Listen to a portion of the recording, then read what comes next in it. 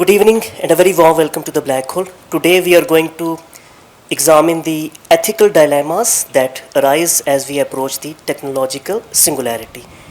That is a point where artificial intelligence surpasses human intelligence. Along with key ethical concerns, we are going to discuss risks associated with AI. Moreover, we will look into the moral responsibilities of developers, policymakers, and society at large. And hopefully, we'll propose frameworks for ethical AI development, ensuring that technological advancements benefit humanity while mitigating existential risks. और इस अहम मौजू पर गुफ्तगू के लिए आज हमारे साथ मौजूद हैं doctor Sohail Iqbal. He standing on my right. मैं मुख्तसर सा इनका तारुफ करवाता जाऊँ. Doctor Sohail Iqbal is an associate professor at NUST School of Electrical Engineering and Computer Science, where he leads the Innovative Technologies Department. With over 17 years of experience, he holds a doctorate in computer science from the University of Paris, France, and is fluent in French, English, and Urdu. Dr. Iqbal specializes in programming, machine learning, and AI, focusing on applying mathematics to solve real-world problems in robotics and smart grid systems. Or I think it is worth mentioning that he has developed a tele-surgical robotic system in collaboration with Holy Family Hospital and has advanced big data analytics for smart grids, integrating renewable energy sources. Passionate about education, he actively engages in robotics workshops and debates, sharing his expertise in AI and mathematical methods. और आज की जो talk है वो भी इसी passion का नतीजा है और हम इनके बहुत शुक्रगुजार हैं कि आज वो अपना जो नतीजा फ़िक्र है और जो उनकी नॉलेज है वो हमसे शेयर करेंगे. आप सब लोगों की आमद का भी शुक्रिया. हमेशा की तरह please do us a favour and turn your cell phones to silent mode so that there is no distraction. जब हाउस ओपन हो डिस्कशन के लिए ज़रूर आप उसमें शरीक होइएगा. Just raise your hand first so that this microphone is given to you. और फिर आपकी आवाज़ जो है वो रिकॉर्डिंग में भी अच्छी आएगी, ऑनलाइन ऑडियंस तक भी जाएगी और हॉल में भी सबको सुनाई देगी. बस यही थी दो तीन बातें. यहाँ सेल प्लीज़ साइलेंट कर दें. Now ladies and gentleman please welcome doctor Sohail Iqbal. Thank you very much. Assalamu alaikum. Thank you so much for the nice introduction, Nair. And of course, I'm not crossing the boundaries, as said. Okay, so we are going to explore AI and we are going to talk about some ethical dilemmas which might lead to the technological singularity. So over here we are going to talk about we are going to talk about the what are ethical dilemmas, okay, and what is technological singularity. So technological singularity, I just tell you that by the time machines are getting more and more intelligent, there will be some point in time where machines will become more intelligent than a human being. Then after that, what will happen? Nobody can predict. Why? Because when machines will become more intelligent than human beings, then this is their choice to make decisions of their own will or their own free will. Okay, so we can't really predict. So we can predict a lot of things, but that is when we know the boundaries of human intelligence and the boundaries of matter. For example, you people have heard of something which is called Moore's law. Any people have heard of Moore's law? Okay. So Moore's law says that every 2 years the number of transistors that doubles on a chip. Okay. So with that you can always predict that okay, this will go in this direction. But however, as far as super intelligence is concerned, once we achieve that, there would be we'll go totally unpredictable. And over here it is interactive session. If there is any question coming to your mind, please feel free to ask that on spot. And there is microphone available. Where is the microphone available? Okay. So ethical dilemmas and technological singularity. These are two things that we are going to do. And there is the context. I would better put you in the context that during my PhD in area of surgical robotics from University of Paris, I had a chance to explore artificial intelligence, consciousness, neural networks, fuzzy logic. So that entire journey started back in 2005, and also worked at Mondor Hospital, where I worked with surgeons who were using surgical robots for prostatectomy, which is complete removal of prostate glands. So, and then I am having MSc Mathematics from Quaid-e-Azam University, and learned programming from the great mathematician and computer scientist Sarmad Abbasi. That helped me a lot to explore the ideas. And currently I am supervising multiple research students in the area of fuzzy logic, artificial intelligence, and specifically large language models. Why? Because it relates a lot with probability theory and such type of non-deterministic things. And then I'm also running a startup Cybot that is for making chatbots. So Nust, Infobots, Ask, and many other chatbots like that. And the talk is non-technical for the general audience. So in our audience, there are people who are 11 years old or a bit, yeah. 76 years, yeah. Yes.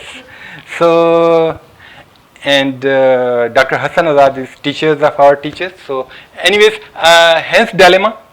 That is a classic. First of all, what is dilemma? So, just to put you in the context, we are sharing the same frequency.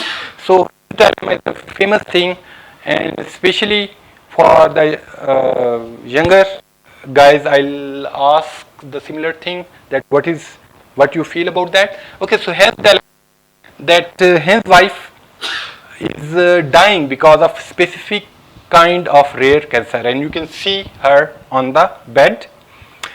Now, Dr. Victor has invented a drug that can cure such type of cancer, but he's selling it too expensive. Why? Because it is a rare kind of cancer which happens maybe to 10 people around the globe, and if you sell it for 2 million per patient, maybe you will be earning $20 million for that. So he's asking, say, a price money of $2 million to this guy who is husband of the dying patient. Now, hence this guy desperately requested all friends, but able to gather half of the money he required, say $1 million only. And he was not having any other money, and he was requesting again and again the researcher that please give me the drug to save my wife, but he did not do it. So eventually he went there, and unable to see his wife dying, Heinz broke Dr. Victor's lab and stole the drug.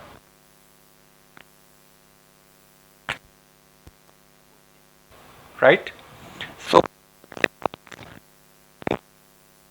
broken into lab to steal drug. Okay, so how many people say no, he should not do it? How many people say okay? How many people say yes, it is right what he has done? Okay, okay. Okay, I would have also done it too, because I love my wife, and for her I might be doing that thing. Anyways, but this is dilemma. Why? Because there is something, stealing is not a good thing. So such type of dilemmas that also comes when you are running a business. Why? Because I know that being a CEO of a small company, if I use certain techniques that may be harmful for humanity in the long run, but because that is giving me profit today, what should be the situation? And that is not giving me profit, but rather giving me profit and my employees and my family and everybody around us. So that becomes a dilemma.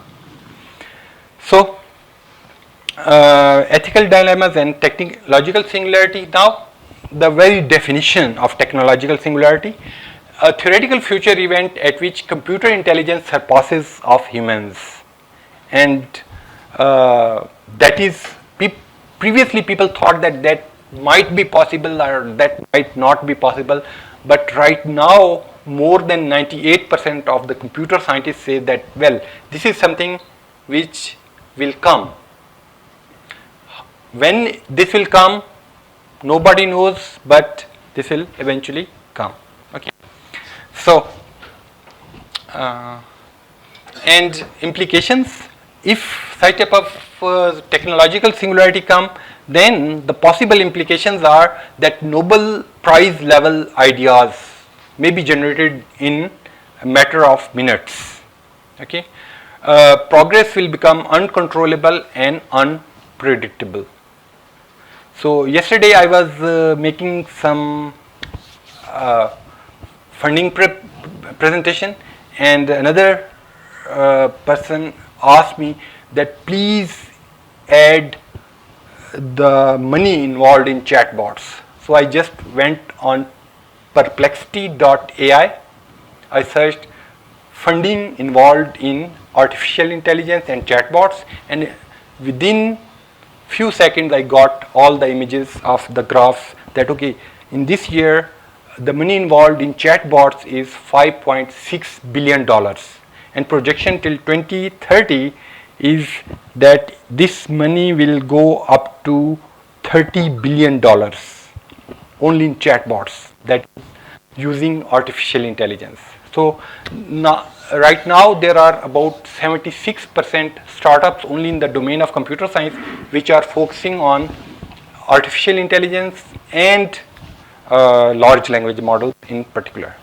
Okay, so if you look at the graphical representation of that, so this is how the human intellect grows. Okay, so over time and time and time and time, so it is growing, by the way. So we are becoming more and more intellectual. Our physical capabilities are not that great, as I'm less capable as compared to my grandfathers. However, intellectually I'm more capable. I can do programming and all that. And my kids like Ahmed Suhail, he'll become even more intelligent and more intellectual, hopefully, and the coming generation. However, this graph is going with a predictable speed. However, machine intelligence, that computers is starting over here. So the first modern computer, as you people know, that the theory of the first digital computer was proposed by Alan Turing only 90 years ago in their paper which is called Turing thesis, Church Turing thesis, back in 1935, and that started this thing, and that was Turing was a student of the logician Alonzo Church. Yes, and moreover, for contextual understanding, Hilbert at the turn of 20th century in year 1900 in Paris, he proposed, or he enlisted 23 unsolved problems for the mathematicians of 20th century, that okay, these are the problems that if you can solve, that would be really awesome. And that involves one of the problem which is called decision problem. And decision problem is whether for any problem, is it possible to find an algorithm for that? And if you say yes, then you have to find all the possible problems and all the possible solutions.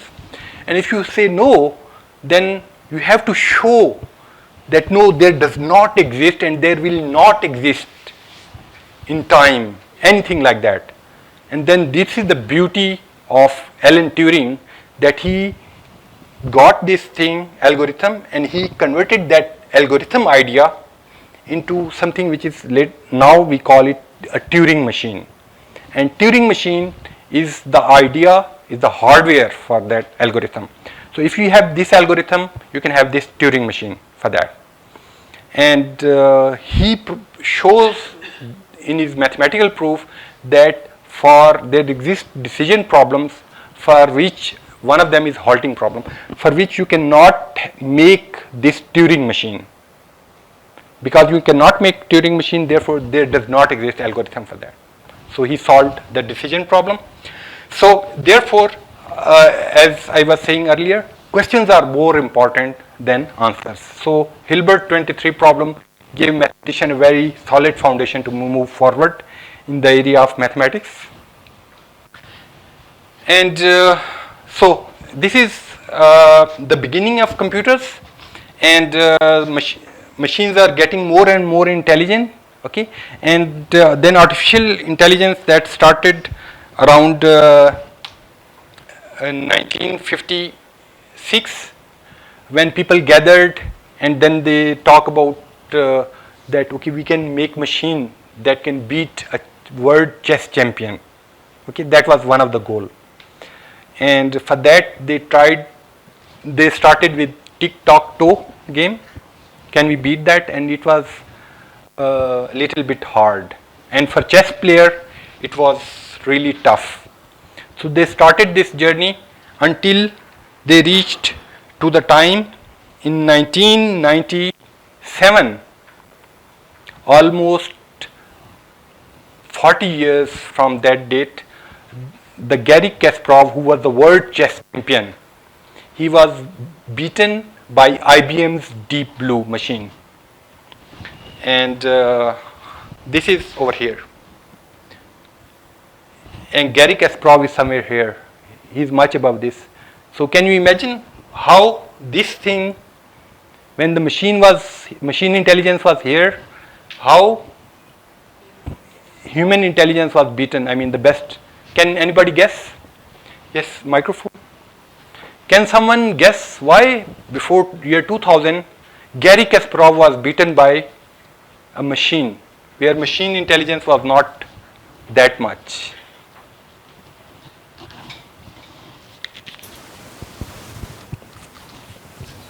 Memory? Had access to all the possible what moves previous masters made or something like that? Yes, that is very close. So there is something which is called openings. Okay.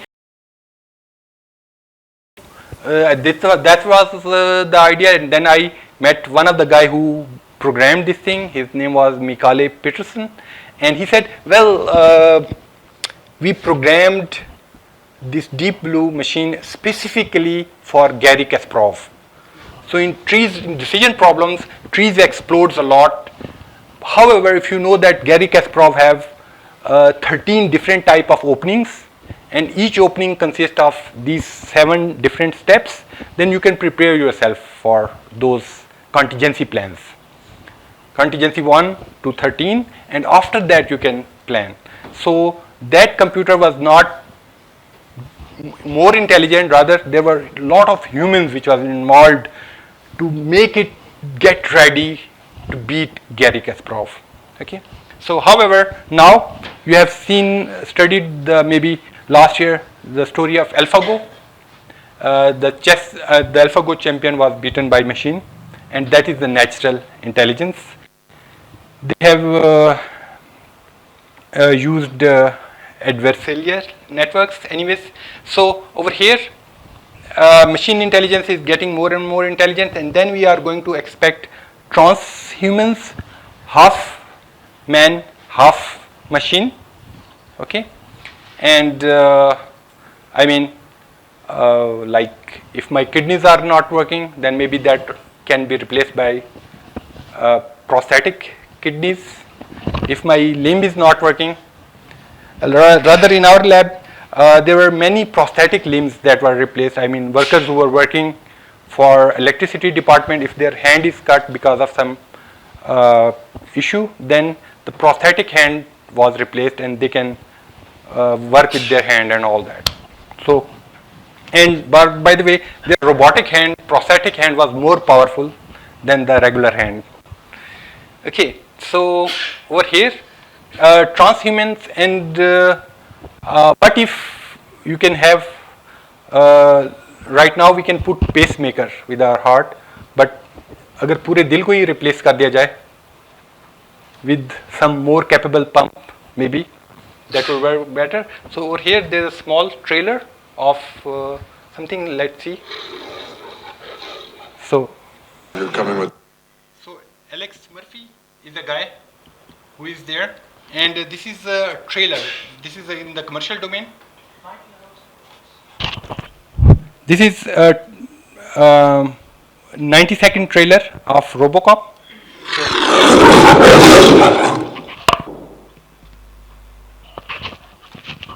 Okay.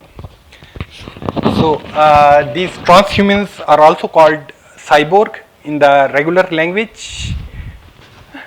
So and that is something, the area where we are going. I mean, nobody wanna die, and eventually, if they are selling me kidneys, if my kidneys are failing, eventually, if I have money, I'll buy. To get. Yes, and this is a book by Ray Kurzweil. So I have the PDF, and I mean, this is also available. So, anyways, there is a famous paper nowadays that is in the area of artificial intelligence, that is called "Textbook is all you need." Okay, so that happens after the breaking a groundbreaking paper back in 2017 by Google researchers.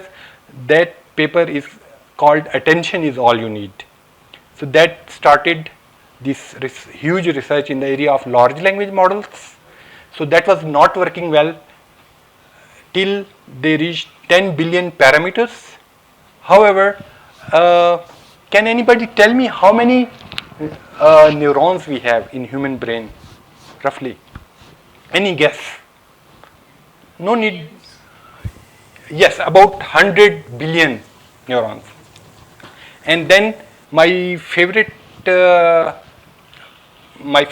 anchor and computer scientist Lex Friedman, he said that most probably when large language model will reach this particular thing of 100 billion parameters, maybe we will reach to something which is called artificial general intelligence.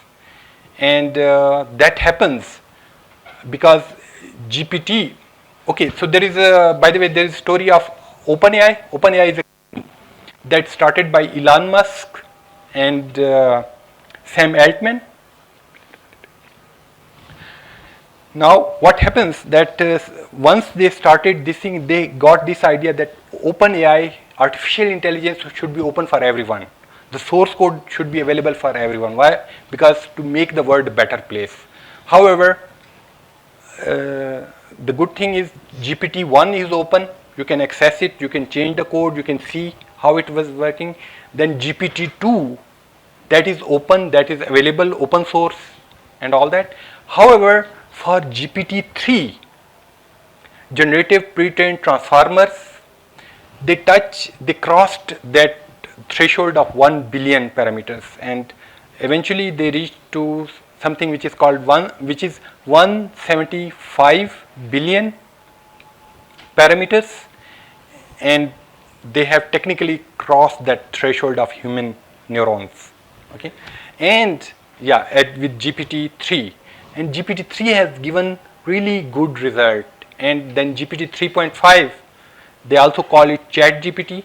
They have given it to all the humans across the globe, and last year it has made multiple records and then got a lot of funding from Microsoft and other companies. And then they have also made a decision after the success of GPT-3, that okay, let's make it for profit, for cap profit. We don't make it too much profit, let's put a cap on the profit, say $1 trillion, and just make profit under that. So anyways, and now GPT-3 and GPT-4, all of those things are not open. So then if anything can go wrong, it can go wrong according to Murphy's law. Anyways, so now after this context, the Kurzweil, Ray Kurzweil is a person, a futurologist who can see in future. And I'll highly recommend this book, The Singularity is Near. If you have time, then try to study this thing. And if you don't have time, there is an interview of Ray Kurzweil taken by Lex Friedman. That is something like 3 hours long interview, one-to-one interview. And in 3 hours, he is explaining all these things, the singularity is near. That was happened last year. So you can, if you are a good reader, you should study the book. If you are good at watching videos, you should watch that thing. Okay, Kurzweil says, Kurzweil links the projected rise of artificial intelligence to the future of evolutionary process itself. The result is both frightening and enlightening. Frightening and enlightening. The singularity is near is a kind of encyclopedic map, what Bill Gates once called the road ahead. So that is the review by the Oregonian. So that is sort of crux of this book. So the book, he is predicting that the singularity, when machines will become more intelligent, that is something which is 21 years after this time. And he was asked again last year, are you sure? He said yes. The time is almost same, 2040. And the book is first published something like 30 years back. And anyways, then Elon Musk, favorite of our younger generation, and he is someone who is really making wonderful ideas. The Boring Company, okay, transport underground, and then colonies on Mars, thing, Neuralink. So I mean, he's the guy who is pushing the science and technology forward. And Elon Musk also believes that superintelligence is inevitable, and there is probability that it could end humanity. Okay. So leading computer scientists have debates about the arrival date of singularity, not about the existence. So there are two things. One, existence. Previously, like in the last century, people say, well, we are superior than anything else. Nothing can surpass human intelligence. And then when Garry Kasparov was beaten by machine, then they said, well, of course, machines can run faster than us. I mean, motorcycle or car can go faster than human beings. Machines can fly, like aeroplane can fly, but humans can't. Similarly, machines can do lot of printing stuff that humans cannot do quickly. So then they started their statement, changed their statement that, well, machines can also be more intelligent. So here is a short video of the GPT-4o that is launched last month. Okay, and I'll say that you must try this GPT-4o. That artificial intelligence engine that can look at your video, it can look at your posters, and it can criticize, and it can talk about that. So I have given the poster prepared by Nair and company, that okay, and then they have said that, well, it can, okay, then they have said that this poster can be improved in such a way. So let's watch this thing together. Hi, I'm Barrett. Hey, I'm Mark. So one of the key capabilities we're really excited to share with you today is real-time conversational speech. Let's just get a demo fired up.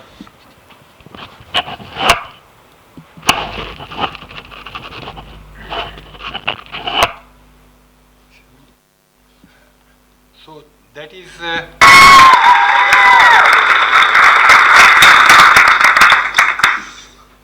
Hi, I'm Barrett. Hey, I'm Mark. So one of the key capabilities we're really excited to share with you today is real-time conversational speech. Let's just get a demo fired up. So I'm taking out a phone, If you are wondering about this wire, it's so we have consistent internet. And if you see, there's this little icon on the bottom right of the ChatGPT app, and this will open up GPT-4o's audio capabilities. Hey, ChatGPT, I'm Mark. How are you? Oh, Mark. I'm doing great. Thanks for asking. How about you? Hey, so I'm on stage right now. I'm doing a live demo, and frankly, I'm feeling a little bit nervous. Can you help me calm my nerves a little bit? Oh, you're doing a live demo right now? That's awesome. Just take a deep breath. And remember, you're the expert. I like that suggestion. Let me try a couple deep breaths. Can you give me feedback on my breaths? Okay, here I go. Whoa, slow a bit there. Mark, you're not a vacuum cleaner. Breathe in for a count of 4.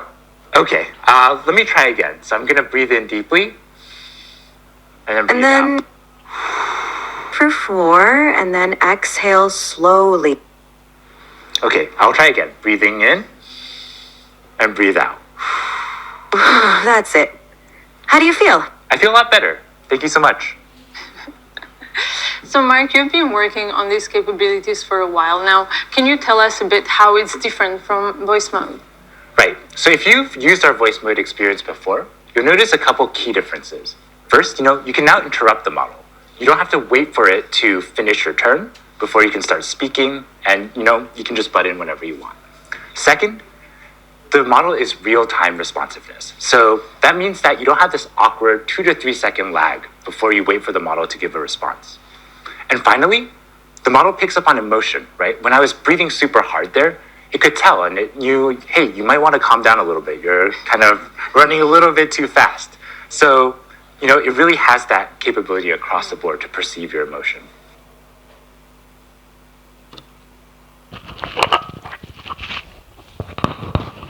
Okay, so he was talking about this 2 to 3 second time lag. You give some question and then you wait for the response. And then, by the way, to put you in the context, the model that I have prepared, that takes something like 21 seconds to respond properly. Why? Because there is like 3 seconds of processing and then calling the API, and then 18 seconds to respond from there, and then to transcribe it in vocal language.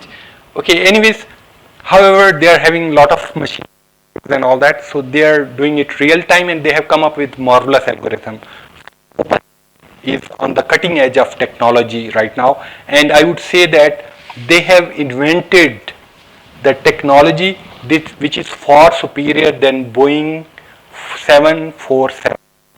Okay, so that is maybe the best innovation of human ever had in their lifetime. That is the demo, live demo of that is available on YouTube in the public domain, so there is no issue if we go with that. Anyways, that is a wonderful thing. So how many minutes I am left with the talk approximately? Okay, 30 minutes. I will finish before 7, including question and answers. Okay, so now good things about expect from AI. So there is no need to be pessimist. There should be good things. There is always good things and bad things. You should know both. So good things, healthy life, age fixed at 20 years. So you are not gonna depreciate with the passage of time. You reach 25, and after that you will stay young at 25. Why? Because this DNA will not degenerate. After that, nothing to work but just to enjoy. AI and robots are taking care of everything. Okay. So why? Because AI is doing all the office work. Robots are doing all the cleaning and all the cooking and everything. So you are just sitting and just enjoying, chill. No conflict in the world, living in harmony with abundant food. Why? Because we are having colonies at Mars and other planets. We are traveling there and all that. So yesterday Elon Musk was saying that a teleportation machine would be quite interesting. We can enter from here and exit at Mars. So that is wonderful. Anyways, when we are talking about millions and millions of planets, then there is no need to fight here. Why? Because there are abundant resources in the world, and learning may occur painlessly. So instead of for MBBS degree, if you are working for 5 tough years, so maybe they can look at all the neural connections which are made after MBBS, and they can do it maybe within 30 minutes.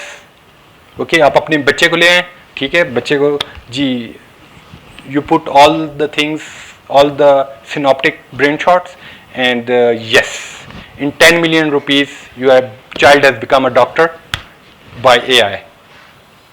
So these are the good things. And then bad things, uncontrolled growth of AI. Okay, cancer is also uncontrolled growth of some cells. So then misaligned goals of AI, prioritizing efficiency over fairness. Now if there is some optimization function for AI, that this is what you have to optimize, then maybe it will always be looking for that. For example, one of the theories that it will try to optimize the things for better computation. If that is the optimization function, that it will see everything in terms of that, it will automatically change the algorithms which are there in the automated trading, and because of that the stocks of Nvidia will go high, and that will become a $1 trillion company within few weeks, and you will get more and more computational power. And there is also theory that it will try to turn rocks into computational chips, and it will try to turn everything, flour and everything, into a computational chips. So if this is the thing, then that could be a doomsday. Then autonomous weapons that could target humans without human intervention. And there is news that Samsung from South Korea is planning to put automated machine guns that can see the people on their borders, and then they can see and then they can hit the humans without any human intervention. By the way, that would be good or bad, because their enemy is coming from other side, and machines are not waiting for someone to press the button. Huh? Not all times. Okay, if it is bad thing, then you are waiting for, at 3 o'clock at night, you are waiting for someone to be waken up and to make a decision what to do, and he will eventually make this decision, okay, because he is the enemy coming from the other side. It could be a civilian trying to cross a border. Might be, yes. It could be a civilian trying to cross the border because of XYZ reasons. So yeah. So if such type of situations is allowed, then it can go uncontrolled. It can try to kill everyone who is coming to even. Then the humankind will become kind of redundant in this scenario. Yes, because with every benefit there comes nothing to work but just to enjoy. تو وہ ہمارے کچھ programmers تھے, وہ کہتے تھے یار chat G P T کے آنے کی وجہ سے یہ فائدہ ہوا ہے کہ ہمیں پروگرامنگ نہیں کرنی پڑتی, اور پھر کچھ عرصے بعد ان کی جابس ختم ہو گئیں, کیونکہ اب وہ پروگرام چھوٹے چھوٹے پروگرام لکھنے کے لیے چیٹ جی پی ٹی آ گیا ہے اور پائلٹ آ گیا ہے. تو آج کل اگر آئی ٹی اور سائنس کی میدان میں اگر آپ آگے جا رہے ہیں تو try to use A I اور make A I. Why? Because there is huge job displacement. تو آج کل وہ فیکٹوریل کا پروگرام لکھنے والا, یا پھر جو فریکٹلس کا پروگرام لکھنے کے لیے, خوبصورت آرٹ فارم جنریٹ کرنے کے لیے ہم پروگرام لکھا کرتے تھے, تو اس کی ضرورت نہیں رہی. ChatGPT do it. Sir coming to that, جب یہ چیز ہوگی کہ ہمیں کوئی کام کرنے کی ضرورت نہیں ہے, تو پھر اس کا یہی نقصان ہوگا کہ ہیومنز جو ہو جائیں گے وہ ریڈنڈنٹ ہو جائیں گے, ان کا کوئی فائدہ نہیں رہے گا.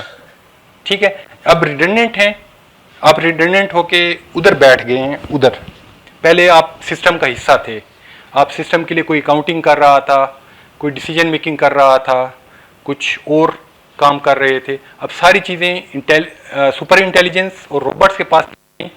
तो now you are sitting there, you are enjoying, and machines are watching you that you are doing nothing, you are enjoying all the time, and you are making bad decisions.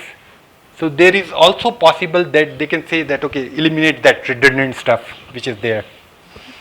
Enjoying all the time, doing nothing, wasting our resources, going against the optimization function, which is to increase the computing power. So that could lead to doomsday. क्योंकि हमारी effectiveness इस दुनिया में उस वक्त तक है जब तक हम यूजफुल होते हैं. हमारी सोसाइटी में भी यही होता है, if you are useful for the society then you will be honoured, you will be getting paid for that. तो दुनिया में जो बंदा यूजलेस होता है तो इवन उसके माँ बाप भी उससे थोड़ा सा डिसोन ही करते हैं, हाँ ये बस फारिग ही रहता है, हाँ ये हमारा बच्चा जो है ये तो ज़बरदस्त डॉक्टर है, स्पेशलिस्ट है. क्वेश्चन के लिए माइक्रोफोन अगर काइंडली. इसी से रिलेटेड क्वेश्चन है.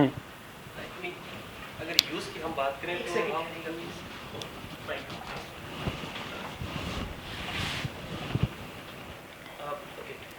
अगर हम मशीन्स की बात करें तो या यूजफुलनेस की बात करें तो how do machines decide the usefulness of something. I mean optimisation की आपने बात की, जो वैल्यू जजमेंट है, डू यू थिंक कि मशीन्स किसी ख़ास पॉइंट इन टाइम पे हम इंसान जो है किसी भी नैनो सेकंड पे हम हर वक्त वैल्यू जजमेंट करते रहते हैं, what is good what is bad for us in a particular culture society whatever. But अगर मशीन डिसाइड करना शुरू कर दे, ऑप्टिमाइज़ कर ले उसको, अगर प्रोडक्टिविटी को देखा जाए, कोई काम कर रहा है कोई नहीं कर रहा, ये वैल्यू जजमेंट जो है, डू यू थिंक कि machine can do that?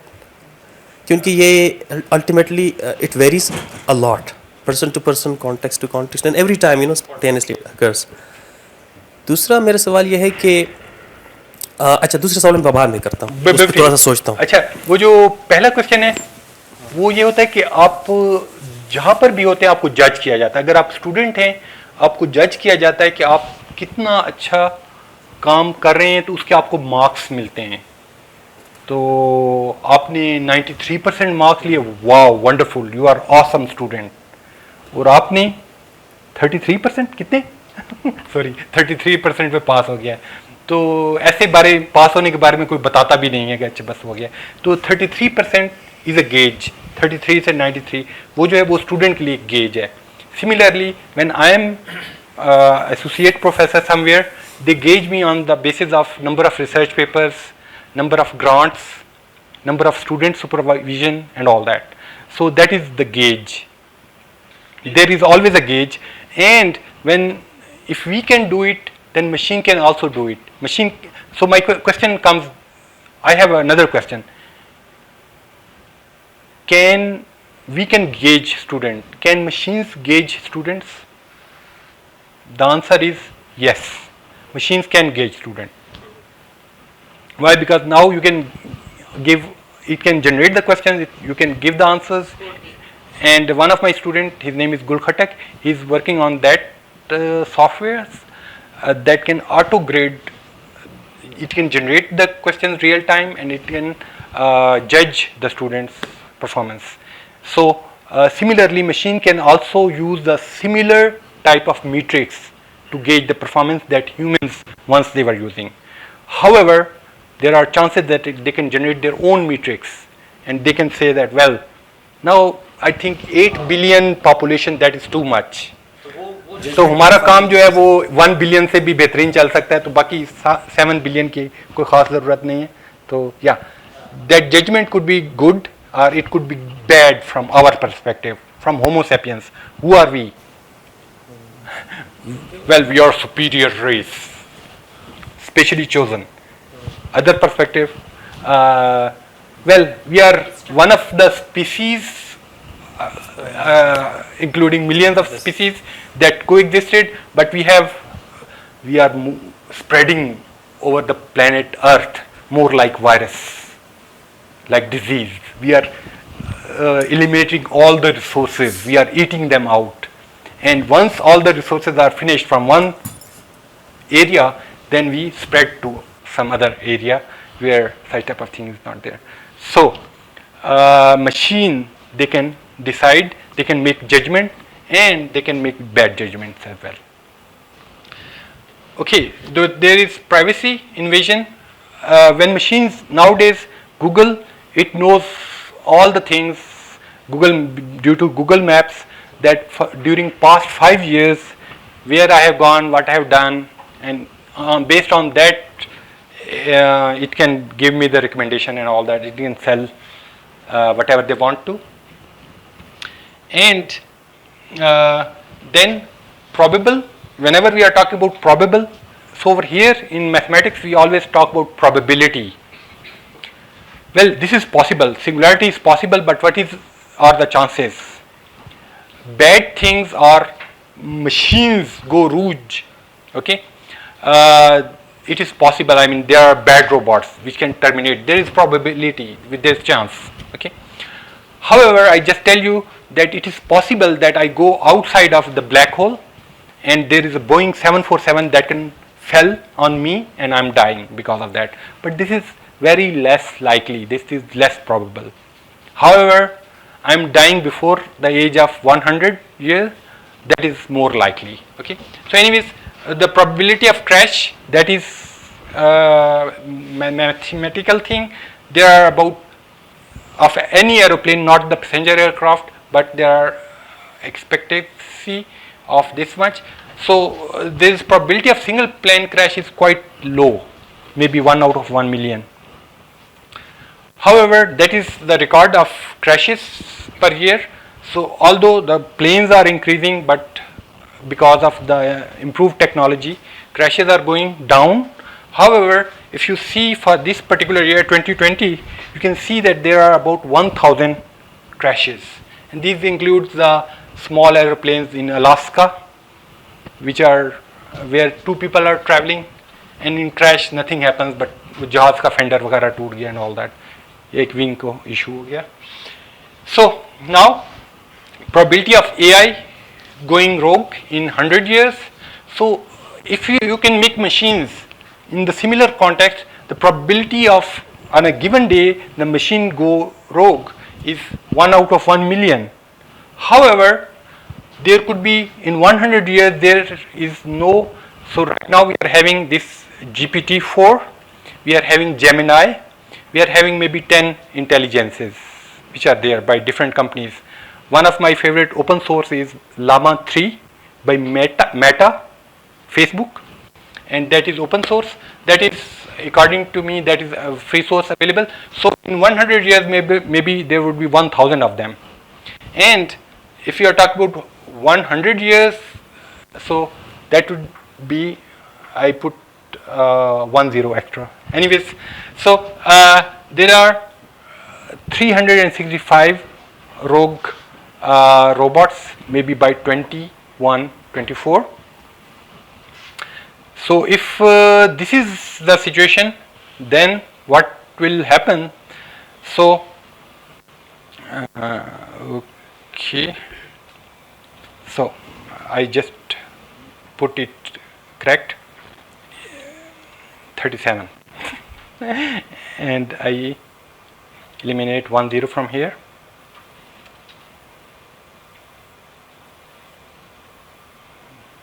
Okay, real time changes.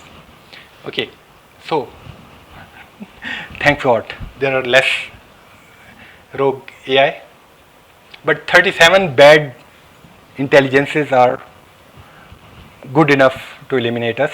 Anyways, so ethics and AI are needed. So just to end this thing, ethics are important. Why? Because ensuring AI systems do not cause physical, emotional or social harms, that is important. Providing clear understanding and accountability for AI decisions. So right now whatever the decisions which are made by ChatGPT or other Llama 3, those are not explainable, those are unpredictable. And there is a special branch of artificial intelligence that is called explainable AI. So still we don't know how or why these results are really good. And there is also a beautiful paper of this year, which is called The Rise of Artificial General Intelligence, the Early Sparks of Artificial General Intelligence, by the researchers of OpenAI. That also shows that there are things and there are intelligence people, they also call it, there is Noah Harari, very great intellectual. He says that this intelligence is alien intelligence. We don't know the real detail of this, but we know that this is working. So in explainable AI is far behind the AI. So science में क्या होता है? Science में theory comes first and then practical. So in AI, practical is coming forward and then we are trying to search for the theory. So that is really dangerous, and that could be dangerous. And ensuring AI support system, human decision making, that is important. As we were talking about the example of a man behind the gun for making decisions, whether that is enemy or civilian who is trying to cross the border. So people, what they can do, they can remove that ethical behavior कि अच्छा नहीं human को होना चाहिए, they can remove that and they can put it on auto mode. ठीक है, तो उसमें there is auto mode in the aeroplanes as well, autopilot mode. So if after the successful takeoff, when the flight is of 8 hours long, you can set the trajectory and you can put it on autopilot. Now that is the ethical thing, that after that the pilot should sit alert. However, it is choice of pilot who can say, well, I sleep for a while and then I'll wake up before landing. So anyways, ensuring this thing, that is again important, but depending on the thing. Now this is Sam Altman. He urges AI regulations in Senate hearing. तो इस पे I will say कि वो बड़ा मशहूर शेर है कि मेरे कत्ल के बाद उसने जफा से तौबा, कि मेरे कत्ल के बाद उसने जफा से तौबा, हाय उस जूद पशेमा का पशेमा होना. मैं तो कत्ल हो गया, उसके बाद उसने कहा या अल्लाह मेरी तौबा. ठीक है, तो सैम अल्टमैन ये भी बड़ा अच्छा बंदा है.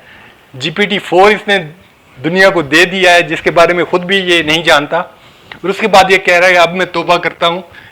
ये बड़ी डेंजरस चीज़ है. दुनिया को मिल के रेगुलेशंस बनाने चाहिए. तो उस पर बाकी जो लोग हैं वो कहते हैं अच्छा अपना काम आपने पहले निकाल लिया, उसके बाद रेगुलेशंस करने की कोशिश कर रहे हैं. तो anyways that is a debate. And again that comes to ethics कि companies they are for profit, they are running for profit. Meta, Apple, Google, OpenAI, they are always running for profit. And who is looking for the collective safety of humans? No one. Or if there are a couple of guys, etc., they exist here and there, and maybe they cause while. So there are some of them, but there's no big company behind that. Anyways, so do we need to regulate AI? Just the nuclear power? So एक मरतबा जब Hiroshima Nagasaki पे हमने तबाही फेर दी, तो उसके बाद हमने कहा हाँ रेगुलेट करना चाहिए. जो दुनिया में कमज़ोर कौमें हैं उनके पास न्यूक्लियर बम नहीं आना चाहिए. तो उसमें like Oppenheimer who was a great physicist, they have pushed the limits of physics, converting that E is equal to mc square theory into reality. But later on, once the atomic, the explosions was done, it was tested, and then Richard Feynman says that he was extremely worried that what monster we have created.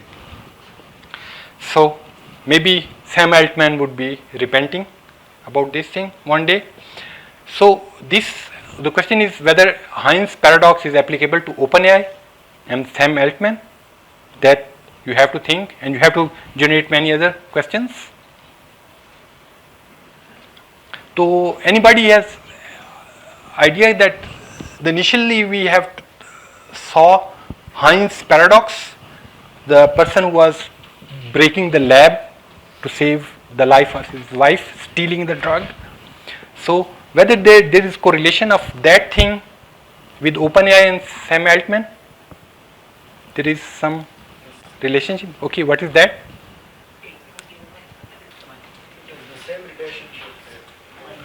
Okay, it is the same relationship. There is ethical dilemma. Between the decision making whether to go for that vaccine, or same here, that whether to go and adopt the open AI or think and make an ethical decision. Yes, either to go for OpenAI profit making and make unethical decisions, or try to be more ethical and more safe and try to say that, oh, no, we are not going to do that.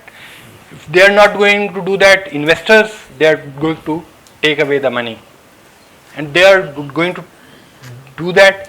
That might be unethical. So yes, you are right. It is Heinz dilemma that we have seen initially that is practically applicable to the same situation here. Now, way out, that is just a reflection. I would say that you should think about that. That is carbon-based life to silicon-based life. So whatever the life we are having, that our body is carbon-based. So if you look at the periodic table, the silicon comes after that, and based on silicon you are having very intelligent chips, and intelligence can go at higher level. So there is possibility of, there is something which is called exobiology. There are zoologists over here with us. So can anybody tell what is exobiology? Exobiology is the study of life forms beyond this carbon-based life. So one of them is silicon-based life form could be designed to withstand extreme temperatures, radiations, without biological wear and tear of carbon-based life forms. Silicon-based entities would achieve longer lifespans. You have child, your body is made of silicon, and it can withstand the nuclear bomb. Maybe on a good price you can try to transfer you at superior body. Okay, anyways, silicon can offer vastly superior computational abilities and allowing enhanced cognitive functions, making it better to travel in space and colonize Mars and beyond. So now that is the deficiency of our carbon-based life. Once we disintegrate it, it is really hard to regenerate it on the other thing. But however, if we are some way capable of having synaptic brain shots of human and then body, so there is called mind-body problem. If we are capable of separating the mind and body, we can send mind with one shot, and body, we can regenerate the body over there, and mind can reach you there, and you are at Mars in few minutes. So that is one of the possibility, and I would really love to go for that teleportation. Your mind is chasing your body, new body. Every time you travel, you get a newer body. That is fantastic. Making it better to travel in space and colonize Mars and beyond, and you can replicate your bodies. I mean, खुदा ना खासा एक accident हो जाता तो next backup में पड़ा हुआ है. तो I'll finish this talk on this Stephen Hawking quote, and after that we'll have questions and discussion. Success in creating AI would be the biggest event in human history. Unfortunately, it might be the last, unless we learn how to avoid the risk. Late Stephen Hawking. So that's it. Thank you so much. Yes. So Mike, please. I have a question.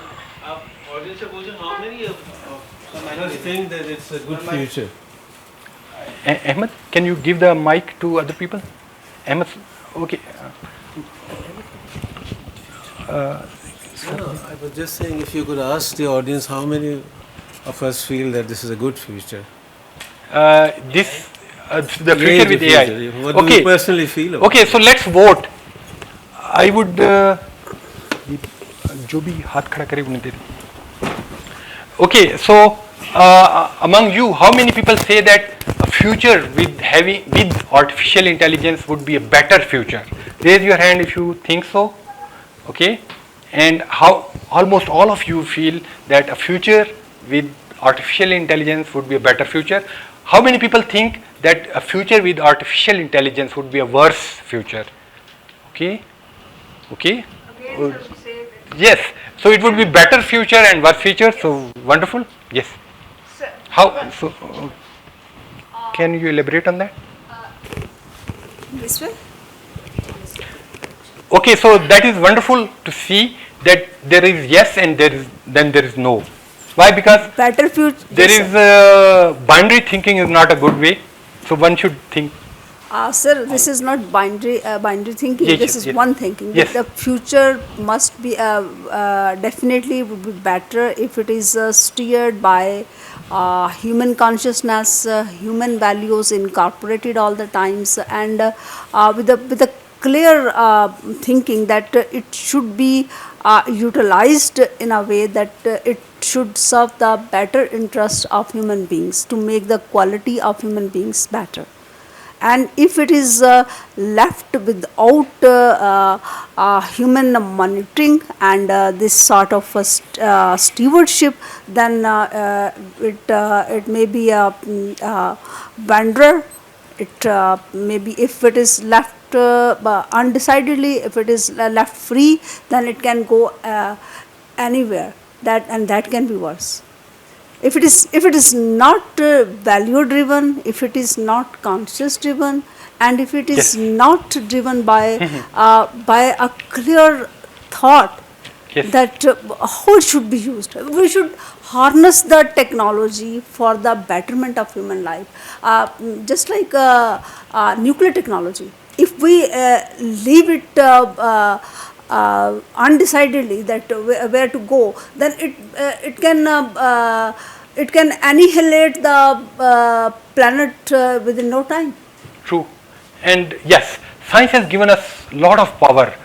So it has given so much power that with the help of this nuclear technology, within 1 hour we can destroy our entire planet where we are living, and that would be the end of humanity from this entire universe that is here. And human values, as far as I partially agree, but what type of human values you are talking about? तो human values वो हैं जिसमें बल्दिया factory के अंदर 300 बंदों को जिंदा जला दिया जाता है, या पैलेस्टाइन पे बच्चों के हॉस्पिटल से बमबारी करके उन्हें खत्म कर दिया जाता है. तो human values are not that superior. Sir, these are not human values. Sir, these are political considerations. These are not human values. The whole planet is perturbed over these issues. Okay, yes. Then machines will say, because these guys are making inhuman decisions of Baldia factory and yes, killing Palestinian kids. So that's why let's eliminate all these inhuman and let's make human decision by machines. Yes. No, maybe we should just eliminate those who are making such decisions. Yes. So just say eliminate those who are making such decisions, not targeted elimination of those who are making such inhuman decisions. To sir?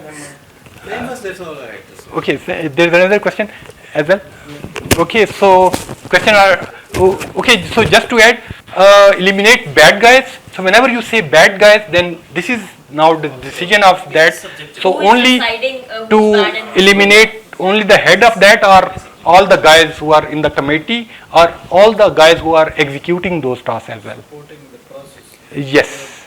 तो सिर्फ एक बंदे को eliminate करना है, ये पूरा system ही change करना है. तो this is what they have to decide, and their decisions would be unpredictable. We are not, अगर इस तरीके से चलता रहा तो we are not going to make or tell them कि अच्छा ये करो ये ना करो. तो कहते हैं तकदीर के काजी का ये फतवा है अज़ल से, है जुर्म ज़ईफ़ी की सज़ा मर्ग मफाजात. तो अगर हम ज़ईफ़ हैं, ठीक है, उनका क्या कसूर है फ़लस्तीनियन किड्स का, क्योंकि वो ज़ईफ़ हैं, वो कमज़ोर हैं, इसलिए वो मारे जा रहे हैं. तो humans after may be a century later, we might be more like Palestinian kids who are being eliminated, being the weakest. Yes, BIA machines. Ji. Sir, what is the biggest threat of women from AI and its blessing in present and future? Just your opinion, sir. Can What's you the- rephrase the question, please? What's the biggest threat of women from AI, mankind of AI? And it's a blessing in the present and future. Okay, so there are two ways. So there is one way we can phrase that what is the best and the worst thing of AI for humans. Biggest, sir, biggest one. The biggest Yes. advantage? Just threat and disadvantage and one. Okay, the biggest advantage of AI is that once AI is there, then we don't have to spend too many hours. Like I don't have to work 60 hours a week. So that is the blessing. But that is not blessing in disguise, because if I'm not useful, I might be eliminated from the system. That okay, now you are useless. So there are bad things happening with the English literature teachers, क्योंकि आजकल वो सारी वो poem writing और praise writing जो थी, उनकी content writer जो है उनकी जो जॉब्स हैं वो काफ़ी कम हो गई हैं. Why? Because ChatGPT is doing that. तो previously content writing was a big thing for freelancers. So now those jobs are eliminated. So coming back, the big thing, मुझे काम नहीं करना पड़ेगा. The worst thing, the complete elimination of humanity.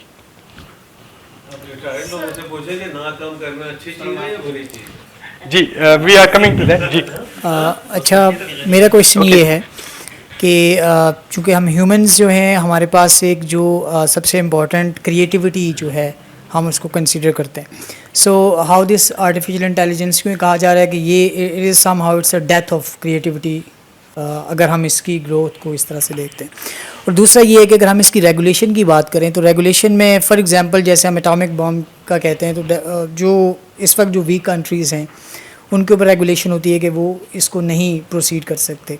तो कहीं ऐसा हो कि फिर यही आर्टिफिशियल इंटेलिजेंस कुछ पावरफुल कंट्रीज़ के पास हों और वो इसको एज अ वेपन ही यूज़ करें, और किसी भी ऐसे कंट्री को जो कि इससे बेनिफिट ले सकता है उसको वो हेल्प ना या उसको वो समहाउ उसके ऊपर पाबंदी लगा दें. Very pertinent question.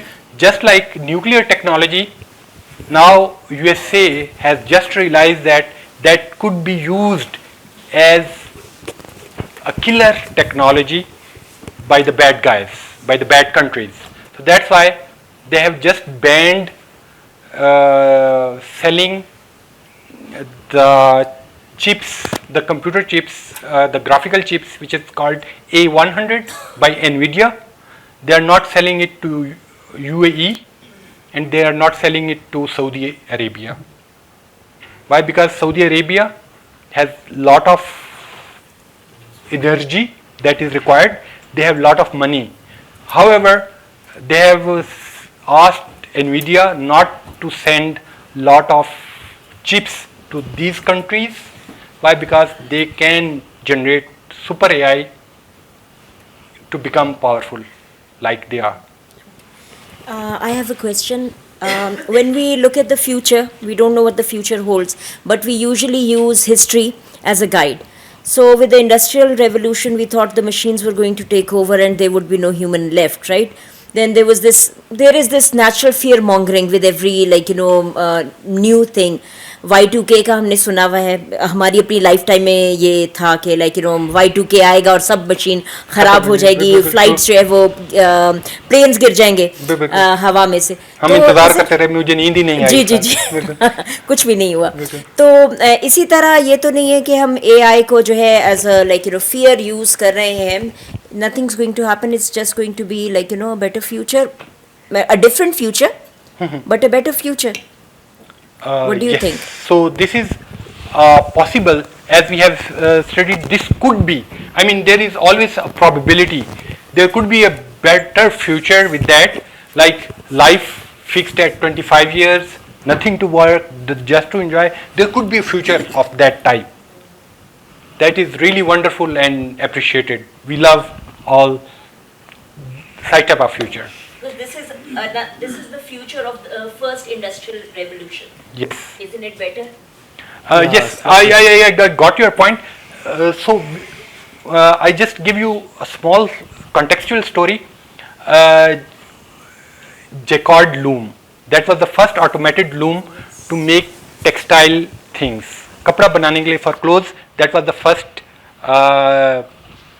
automated loom. So what was happened that Jacquard, he was, I have watched that loom, automated loom that is there at Lyon, France. So Jacquard was a wonderful scientist and engineer at Lyon, city of France, and he saw that for a particular design, if you want to have a check design, then all you are doing is 10 threads of black, 10 threads white, 10 threads black, 10 threads white. So he saw this pattern and he said that, well, I can program it, and he put it on some particular cards, and he put it in the cards, and then what was happening, there was some sort of chucky wheel that was moving with the flow of water, and it was moving the entire loom, and if you put all the threads properly, then you can get the work done by this automated loom. So he has given this the live demo, as we have seen the live demo of GPT-4 here. He has given the live demo of this automated loom in front of the emperor at that time. The emperor was very happy that will increase the productivity at lower cost. However, when Jacquard exit from the display, he went outside, and then all the laborers who were there sitting, they took him and they have thrown him into the river Son. تو وہ بیچارہ بڑی مشکل سے اپنی جان بچا کے باہر نکلا. کیوں؟ Because the laborer, they were afraid that our jobs will be gone. So their jobs are not gone, but now the labor is used somewhere else. And because of that, textile is less expensive. 1000 میں shirt آ جاتی ہے, 800 میں بہترین جوڑا آتا ہے, 500 سے 800 کی رینج میں بہترین خواتین کے جوڑے آ جاتے ہیں آج کل. تو جی یہ میں بھی ڈھونڈ رہا ہوں وائف کے لیے. اینی ویز, تو that is because of this automation. تو وہ جو پرسن لوم پہ بیٹھے رہتے تھے, اب وہ اور جگہوں پہ ڈپلائی ہو گئے.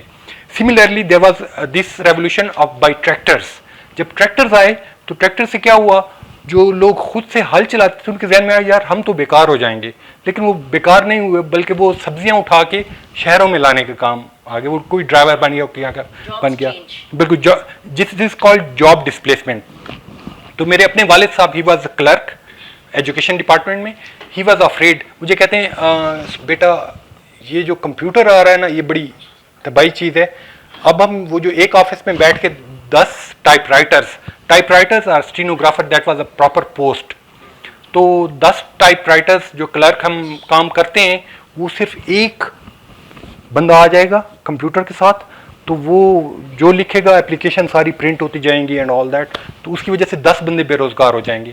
تو بندے بے روزگار نہیں ہوئے. میرے والد صاحب کی prediction was false. However, now what is happening that our intelligence is going to be replaced, and the physical thing that would also be replaced by the robots. If robots are thinking and then they are doing all the physical tasks for us, what would be left for us? That is the question mark. Maybe research. Then the next question comes, well, can robot, can super intelligence don't perform research? Can they write research papers? So the idea is that by 2040 they'll be able to do much better research than humans can do. Sir Hassan, اس کے بعد جی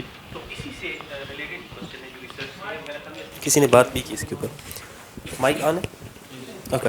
تو میرا خیال ہے 2 points ہیں basically. ایک یہ ہے کہ you know the world has to come up with some global ethical standards you know for AIs, and اگر یہ threat ہے کہ فیوچر میں کہیں نہ کہیں وہ اس طرح آؤٹ آف کنٹرول ہو جائیں. ایک تو یہ چیز ہے.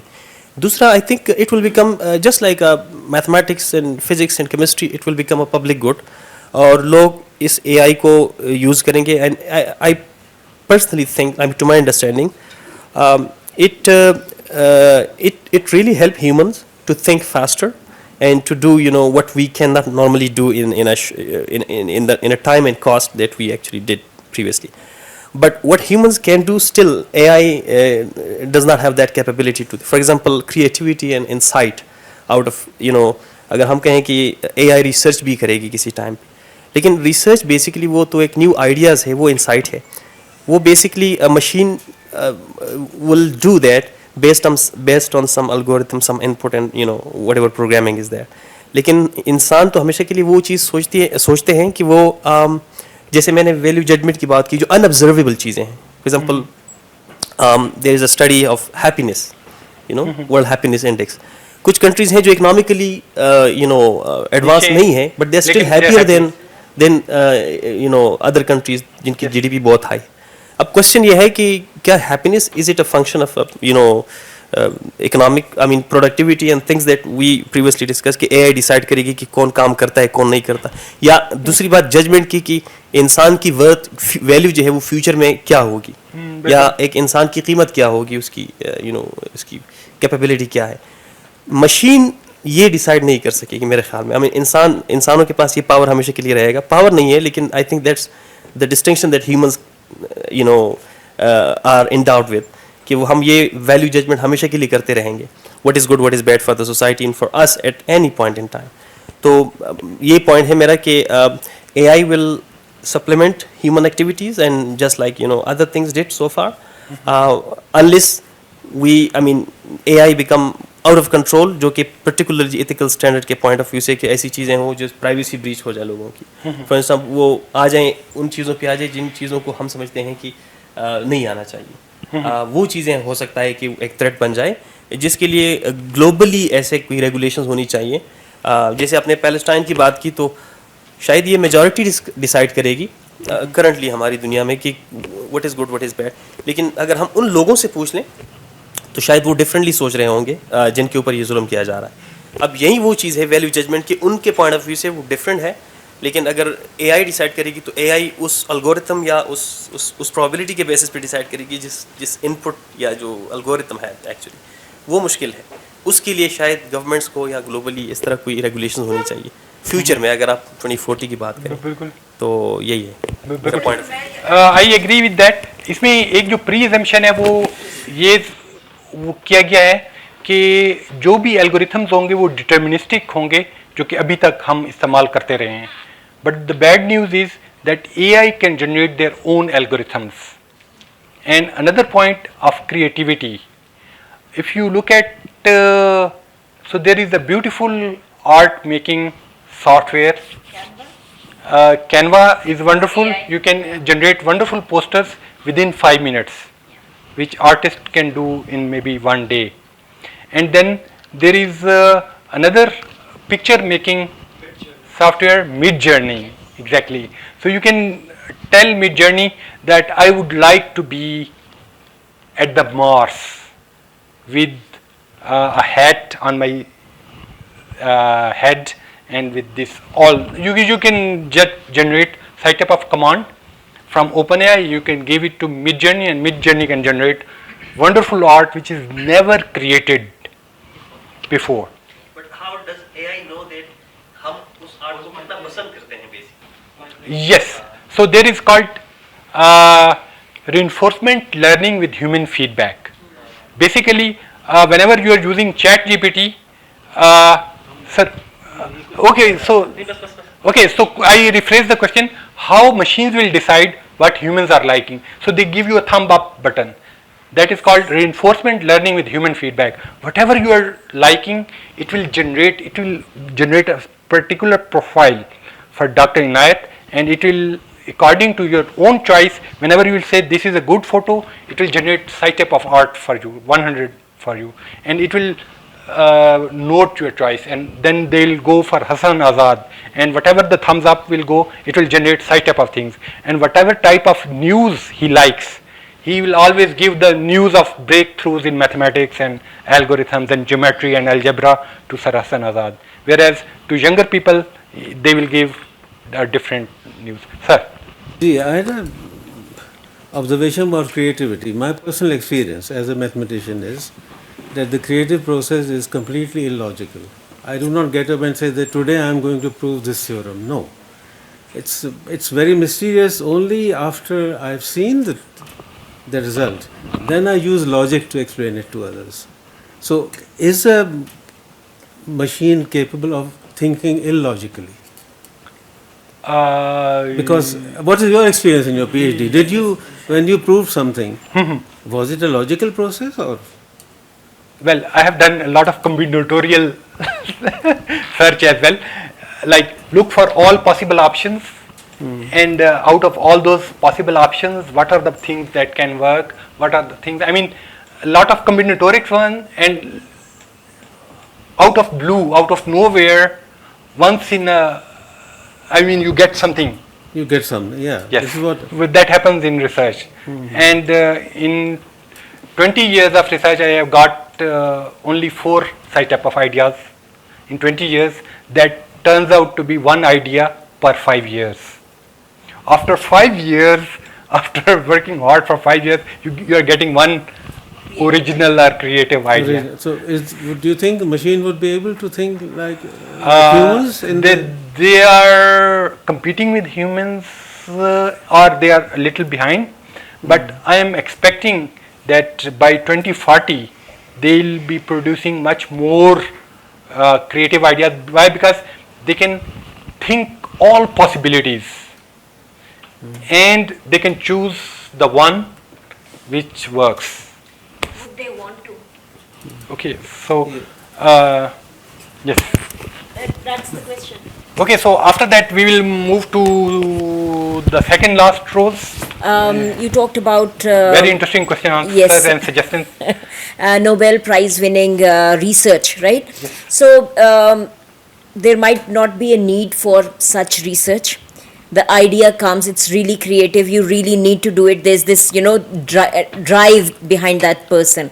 So would that machine, the AI, would that feel that drive? I mean, if it's not needed for its functioning, why would it come up with these creative, theories? Yes. So if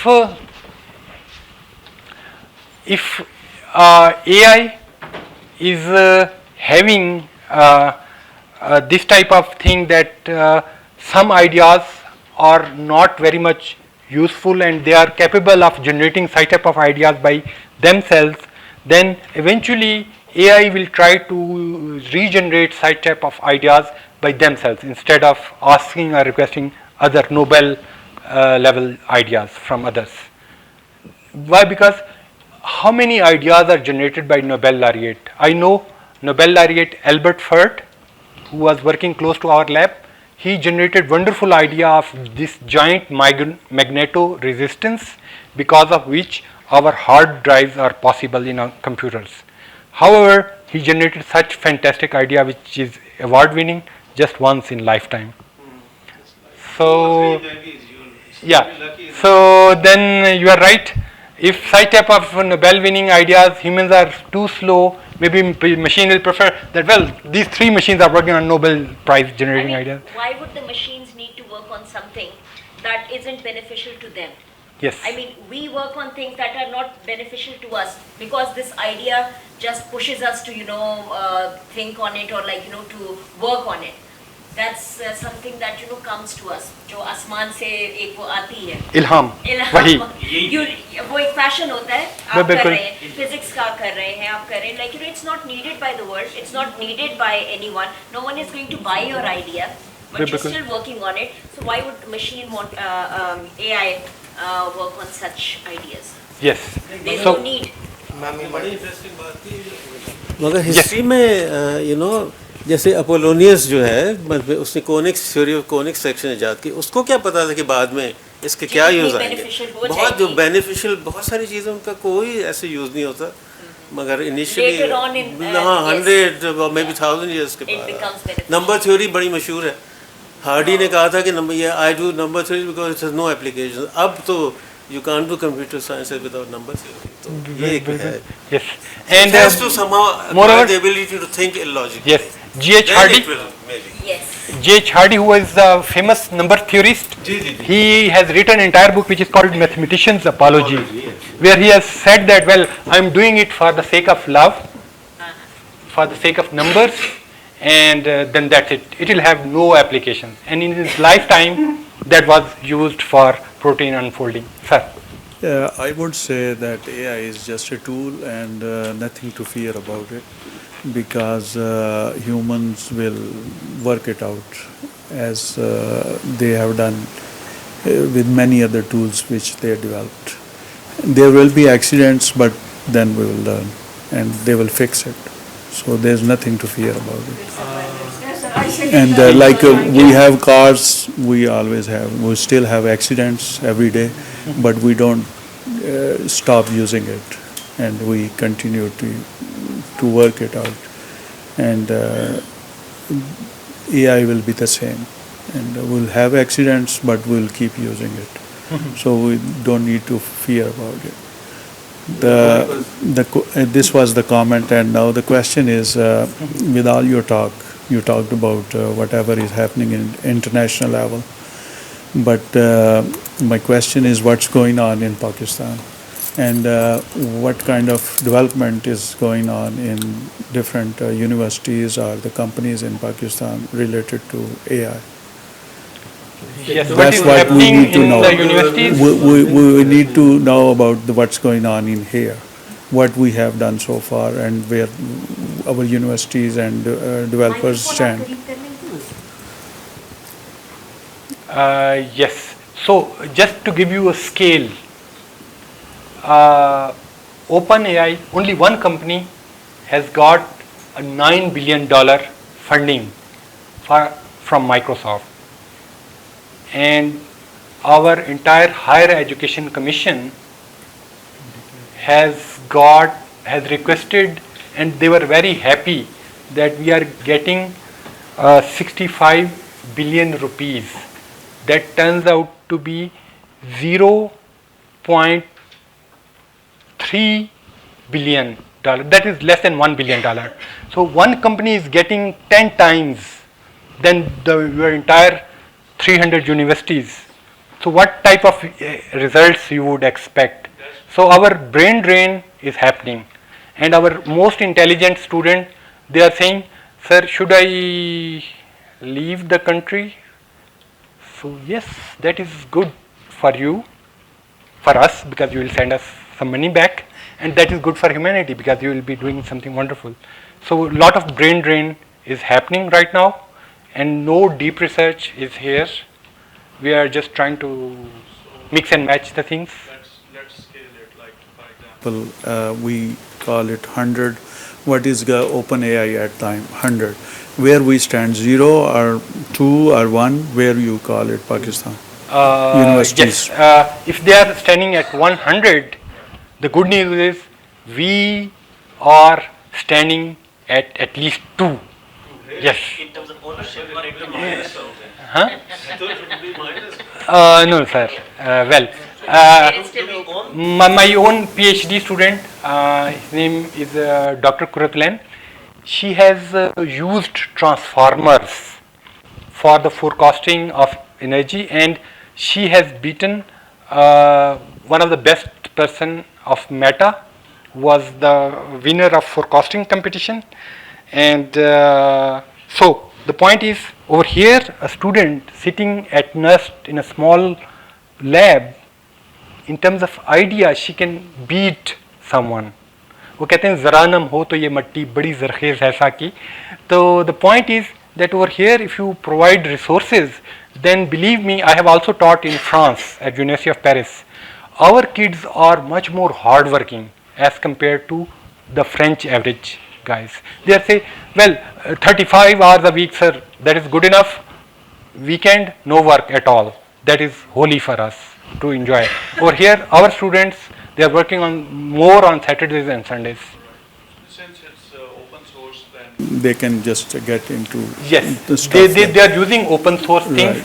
And thanks to there are free open source things which are available. One of the thing is called Falcon. Falcon is produced by UAE, and they are using that large language model that is open source, and if being student, if you want to fine tune a large language model by yourself, I would say download Falcon 7B and fine tune it. You will get the grasp of that, and you just say how to fine tune Falcon 7B for 7 billion parameters, and you will get pretty decent results, and then you can fine tune it by giving data of your own type. You want to make it a doctor or pretend it like a doctor, you can give lot of conversational data between patient and doctor, and it will be more like a doctor. So you can do that. So our students are doing wonderful. Would say any other university doing any cutting edge AI thing?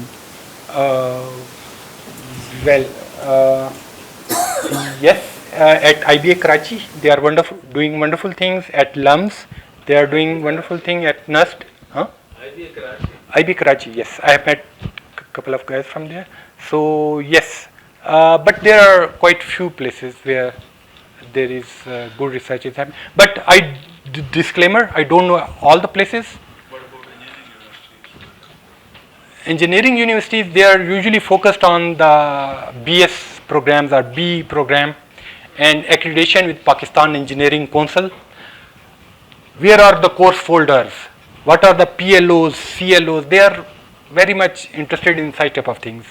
They are not looking at the creativity and all research. Research is not part of the important ingredient of engineering degree programs. Yes, please. Sir AI जो मतलब अभी दुनिया में तो आ रहा है, और जो राइज है वो हुआ भी डेवलप्ड कंट्रीज से, अगर हम यूके, यूएस और मोस्टली यूरोप और वेस्टर्न वर्ल्ड से, और दूसरी साइड पे जो मतलब साउथ है, जो डेवलपिंग कंट्रीज़ है या हमारे जैसे कंट्रीज़ है, वहाँ पे इसको ना तो लोग एक्सेप्ट करते, यानी मेंटली अगर सोशल वो हम तो जो भी नई आइडिया आते हैं उसको मतलब वो सोचते कंस्पिरेसी थ्योरी है या कोई हमारे ख़ात्मे के लिए आ रही है। तो इस तरह के उस डिवाइड में सर जब वो लोग उस चीज़ पे इतना रिसर्च कर रहे हैं और इतना काम कर रहे हैं, और हमारे यहाँ पर यूनिवर्सिटीज़ में, सोसाइटी में और पूरे उसमें इतना रेजिस्टेंस है इसको इवन एक्सेप्ट करने के लिए, तो क्या ये वही फिर जो जिस तरह फर्स्ट इंडस्ट्रियल रेवोल्यूशन में हम लोग भी उन्हीं के जैसे थे, लेकिन हम ग़ुलामी और उसमें चले गए, कॉलोनियलाइज हो गए और वो लोग रूलर्स बन गए, तो ऐसा ना हो कि दोबारा वही प्रोसेस, जितनी थोड़ी बहुत तरक्की हमने की है वो, यानी उनके पास तो नई टेक्नोलॉजी आ गई है, हमारे पास हम वो पुराने इनसे मतलब एक सदी पीछे चले जाएंगे, 10-20 साल इसको एक्सेप्ट नहीं करेंगे, फिर जो हमारी स्टेट होगी, जो मतलब वो रूलर्स होंगे, फ्यूडल्स होंगे, वो उसको ले लेंगे और वो फिर कंट्रोल के लिए इसको इस्तेमाल करेंगे, यानी गवर्नेंस इम्प्रूव नहीं करेंगे लेकिन उसके थ्रू कंट्रोल करेंगे, कियास क्रिएट करेंगे। तो आपको क्या लगता है सर कि मतलब इस चीज़ के लिए ये इनइक्वालिटी नहीं बढ़ाएगा बिटवीन कम्युनिटीज़, रीजन्स और कंट्रीज़, जो साउथ एंड नॉर्थ का डिवाइड है, ये ज़्यादा वो नहीं हो जाएगा इससे? बिल्कुल true, that is valid comment and that is a valid fear कि हर नई टेक्नोलॉजी से क्या होता है, लाइक इंडस्ट्रियल रेवोल्यूशन आया तो वो कुछ नेशंस थी जिन्होंने साइंस एंड टेक्नोलॉजी को इस्तेमाल किया अपने फ़ायदे के लिए, और उसकी वजह से क्या हुआ, अमीर ज़्यादा अमीर हो गए और गरीब ज़्यादा गरीब हो गए, और फिर इंडस्ट्रियल उसके लिए ये जो एजुकेशनल रेवोल्यूशन हम देख रहे हैं, एक क्लास में 40 बच्चों को 80 बच्चों को बिठा के एक बंदा आके लेक्चर दे के चला जाता है, कोई डिस्कशन ही नहीं होती, तो that is the industrial thing, they need someone who can do coding for that. Right now there are about 30 million people who sit on the computer for something like 10 hours per day and then they code. There is algorithm, they code. I mean there are 30 million developers who are doing this, and with every new technology, that is a valid fear that because of that industrial revolution there are two classes. One, working class, अगर फैसलाबाद में चले जाएं textile industry में तो एक working class है जिसके पास cycles हैं, और एक वो हैं जिनके पास बड़ी गाड़ियां हैं, तो दरमियान में आपको मेहरान वाला, कल्टस वाले, होंडा सिटी वाले नज़र ही नहीं आते, तो देयर इज़ ह्यूज डिवाइड। تو سملرلی یہ جو سافٹ ویئر ہے اس میں بھی یہی ہے that every body who is working for soft where. Like میرے ناسٹ کے ایک اسٹوڈنٹ تھے تو انہوں نے فیس بک کے لیے ایک چھوٹا سا ایڈ آن بنایا اور اس کی پرائس اس نے ڈال دی $1.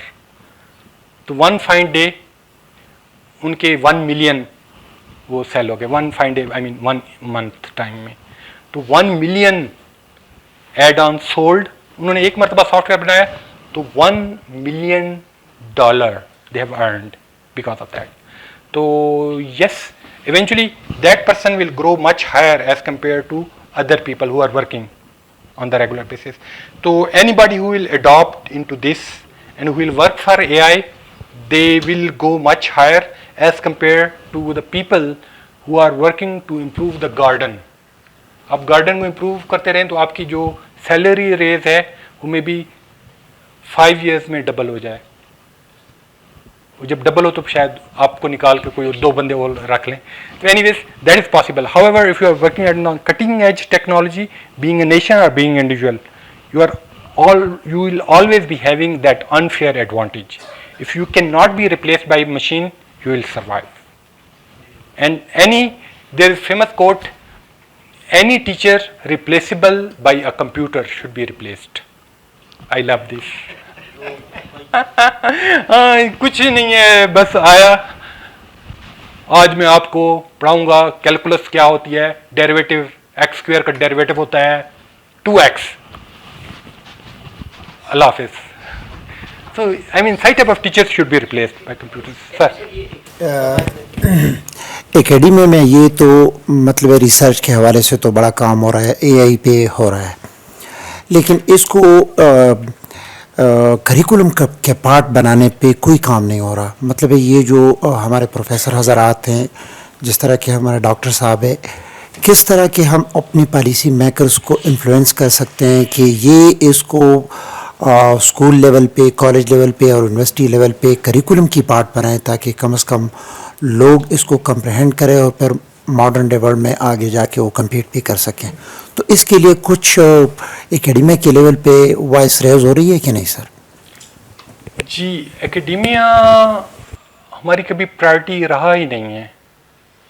بہت انفارچونیٹ ہے. لیکن وہ اگین میں شاعر بھی رہا ہوں ویسے. وہ کہتے ہیں, لیکن اپنا کلام نہیں سناؤں گا, وہ کہتے ہیں, اکبر الہآبادی کہتے ہیں کہ وائد ناکامی متائے کارواں جاتا رہا اور کارواں کے دل سے احساس زیاں جاتا رہا. ٹھیک ہے.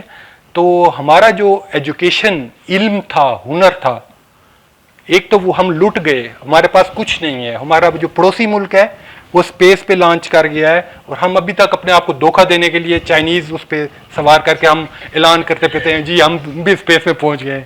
تو anyways our neighbouring country they are pretty much high in terms of education.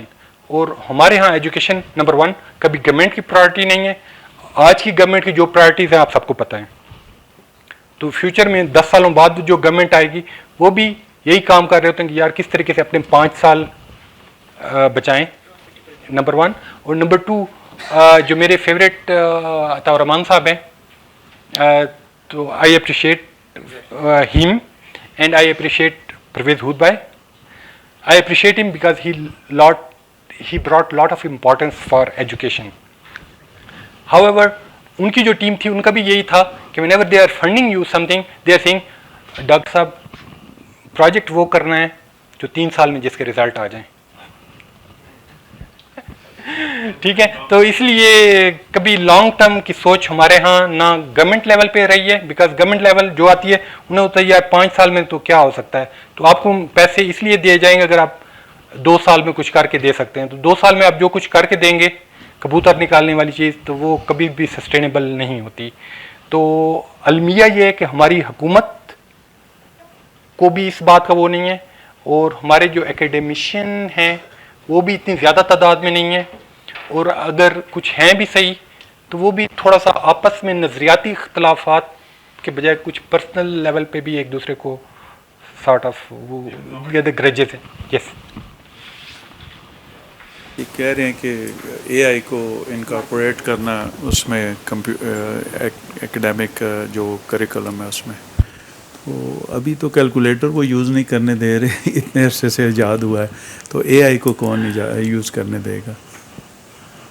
Class میں کیلکولیٹر یوز کرنا منع ہوتا ایگزام میں، تو اے آئی کو کون یوز کرنے دے گا؟ وہ نہیں چاہیں گے کہ اس کو شامل کریں.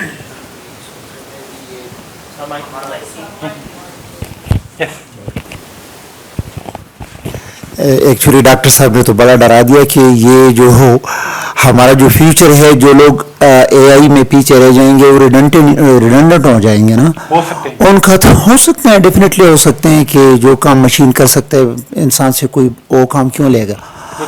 تو اس کے لیے we should be proactive, اور اس میں جو لوگ مطلب جو کنسرن لوگ ہیں اسپیسیفکلی اکیڈمیا کے لوگ جن کی بات سنی جاتی ہے، تو اس کو ایک وائس ریز کرنا چاہیے، otherwise it will be too late. بالکل اس پہ کام ہونا چاہیے سر.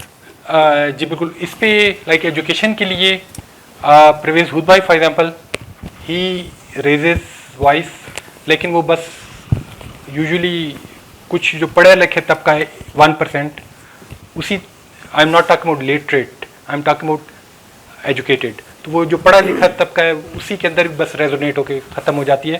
تو it might have some impact in the future, but I can't see it in near future in next 2 decades. Yeah, that is my personal judgment. I might be wrong, and I pray that I should be wrong.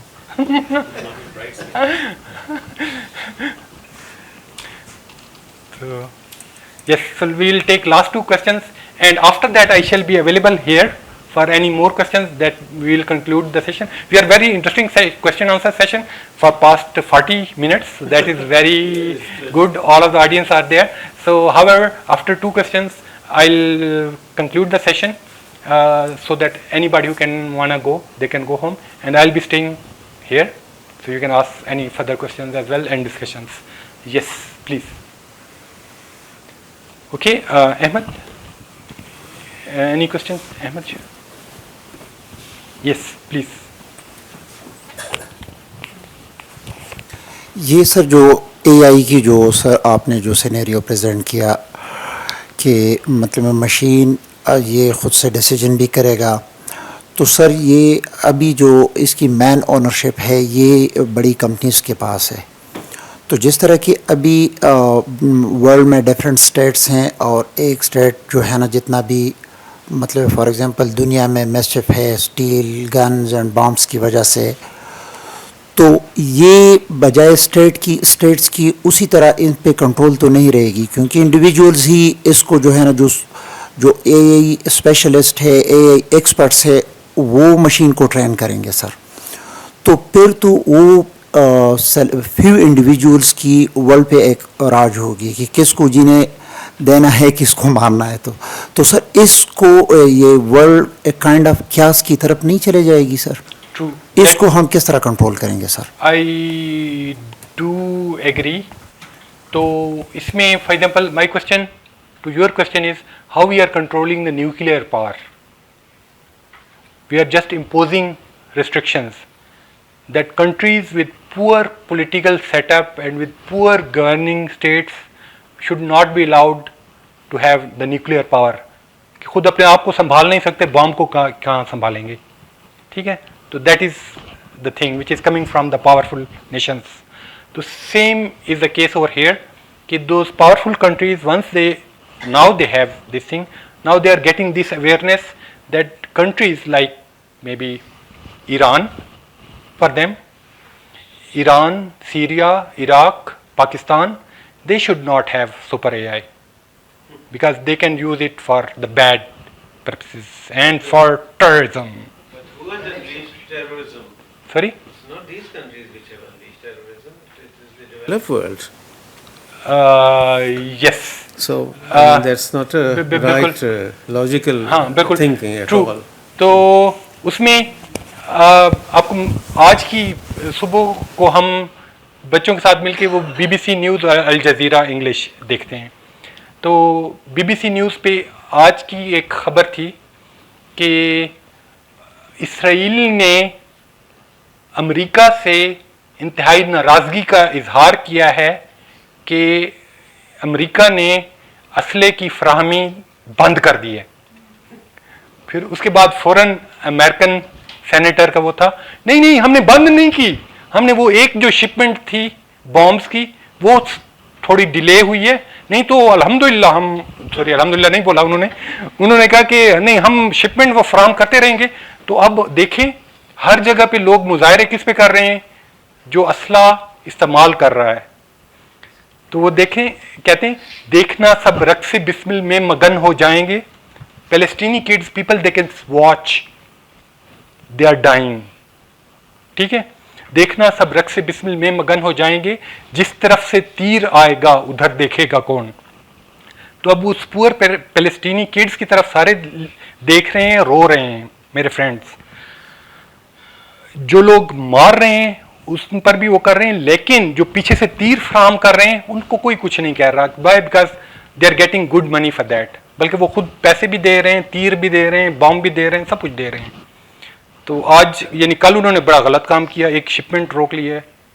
تو any ویز سر یہ machine کی تو کوئی feeling نہیں ہوتی نا سر, تو یہ ٹیررسٹ بن گئے, یہ ٹیررسٹ بن گئے, یہ روگ بن گئے.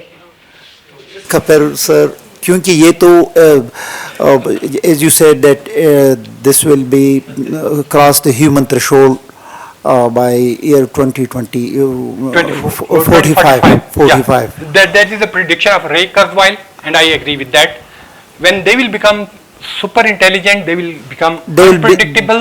They'll be making their own decisions. They'll be making their own decisions, and they'll say چھوٹے بچے سائڈ پہ رہے ہیں, آپ سے کسی نے بات کی ہے, ہم جب آپس میں سپر انٹیلیجنس وہ کر رہی ہیں تو ریگولر اسٹوپیڈیٹیز کو درمیان میں لانا ضروری ہے. You stupid bloody human. So if that is, you keep it here. So how will we cater for that scenario? For example, if the machine decide that the people above 70 are not allowed to live, yes. So what will be the fate of the world? The last question. And if machines they decide کہ people around جو سر 65 years تک working ہوتی ہے, اس کے بعد بندہ redundant ہو جاتا ہے, وہ سسٹم پہ ایک بوجھ ہوتا ہے. I mean machine can think like that کہ 65 تک اس نے کام کیا, اس کے بعد وہ ریڈنڈنٹ ہو گیا. Extremely sorry from doctor Hasan Azad صاحب, but they can think this way. تو they are extremely redundant, they are not doing anything, they are burden on the system. Like in Japan, there are huge amount of population who is burden on the system. It is possible they can tune the coronavirus to kill all the people above 65. They can unleash the virus. They are pretty much less harmful for the kids and younger people, but they can kill all the humans above 65. So AI is going to be more okay, so that is the last question. After that we will conclude the session and I will be available for further questions. Yes. I can ask question later. Oh, let's go for the last question. Yes. Okay. If AI is going to be more intelligent in 2045 than humans, at what time is AI going to have physical power over the world? Because being more intelligent is something else and having political and physical power is something else. When is that predicted? Yes.